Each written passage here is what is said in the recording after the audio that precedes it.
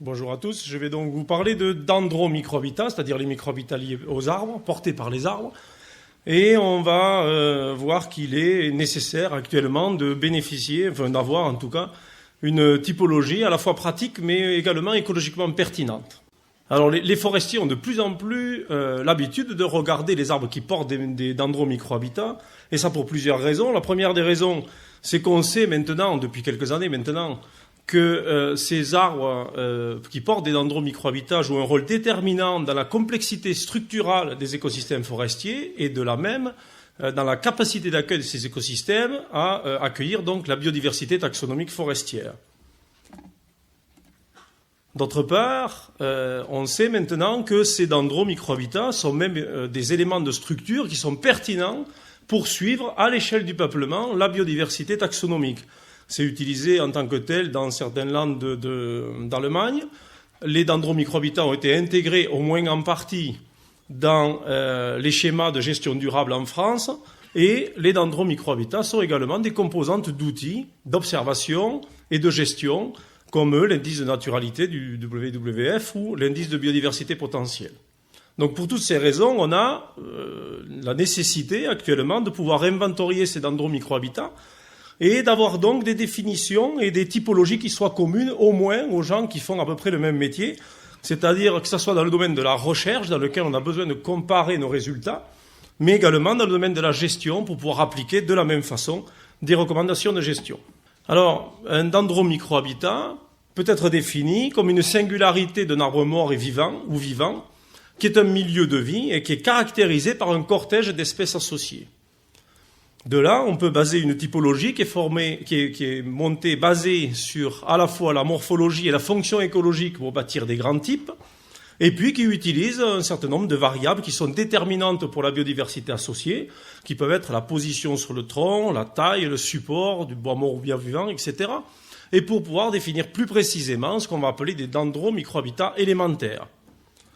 Alors je fais une brève parenthèse sur la notion de dendromicrohabitat alimentaire en m'aidant pour cela des coléoptères et latérides de cavité et de leur proie.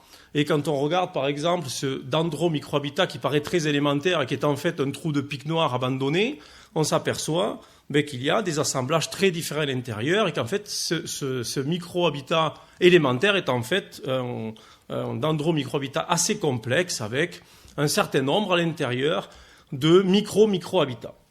Alors voici une proposition d'une typologie qu'on va appeler morphologico-taxonomique, dans lequel on peut, dans la foulée, définir deux grands groupes.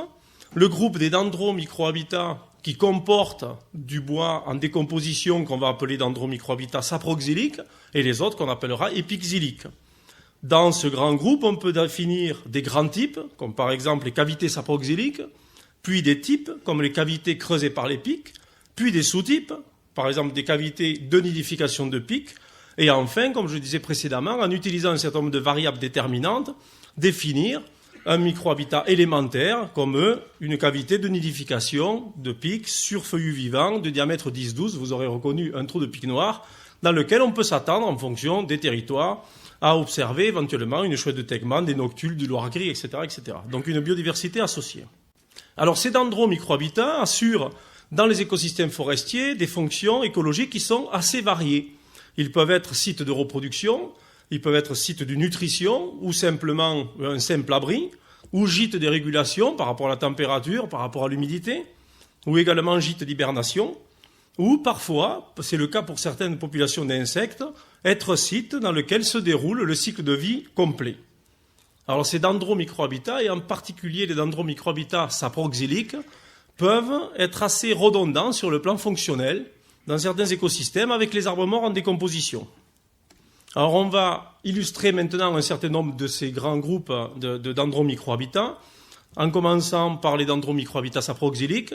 Alors pour votre information, les petits pictogrammes en haut à droite vous rappellent les fonctions évoquées dans la diapositive précédente, et les petits pictogrammes de groupes taxonomiques vous donnent un petit peu l'étendue des grands groupes taxonomiques que l'on connaît associés à ces dendromicrohabitats.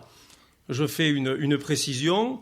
Le pictogramme qui désigne les coléoptères ne représente pas l'ordre des coléoptères, mais bien la classe des insectes, donc c'est des groupes taxonomiques relativement élargis. Alors commençons par tout ce qui est bois mort en décomposition et les cavités évolutives. C'est un groupe assez complexe qui joue des rôles fonctionnels assez divers et variés dans les écosystèmes forestiers et qui accueille un grand groupe, enfin une grande diversité de groupes taxonomiques. Voici quelques autres types de cavités saproxyliques. Les dendrothelmes à fond carrier qui intéressent essentiellement quelques insectes, les trous de pique, les galeries de xylophages. Les fentes et écorces décollées sont aussi des dendromicrohabitats saproxyliques qui sont surtout connus pour intéresser les chauves-souris, mais qui intéressent bien d'autres groupes taxonomiques. Les charpentières brisées et les branches mortes complètent un petit peu l'offre et la diversité de l'offre en bois mort dans les écosystèmes forestiers. Les coulées de sève active, à ne pas confondre avec les coulées de gomme, par exemple chez certains feuillus, ou les coulées de résine, chez les résineux, qui sont des milieux qui sont plutôt abiotiques, intéressent principalement des insectes et des levures. Voici maintenant quelques dendromicrohabitats épixyliques, donc certaines cavités, comme les cavités de pieds à fondure qui sont formées par les contreforts des racines, ou les dendrothelmes à fondure, les sporophores des champignons lignivores, que ça soit, alors généralement on observe plutôt des polypores, mais il y a également des agaricales charnues, comme les pleurotes, qui sont des milieux de vie pour pas mal d'insectes.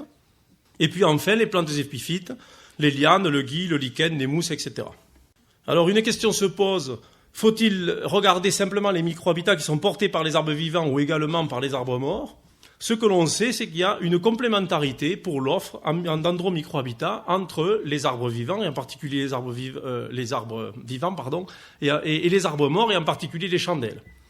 Et ça, pour plusieurs groupes, pour plusieurs dendromicrohabitats, les sporophores des champignons lignivores, mais également les fentes, par exemple, chez les résineux.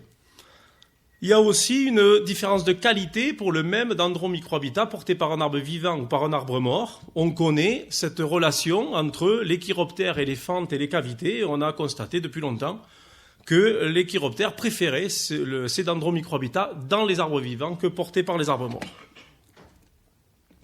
Alors en conclusion, il y a un besoin évidemment d'une typologie pour la recherche.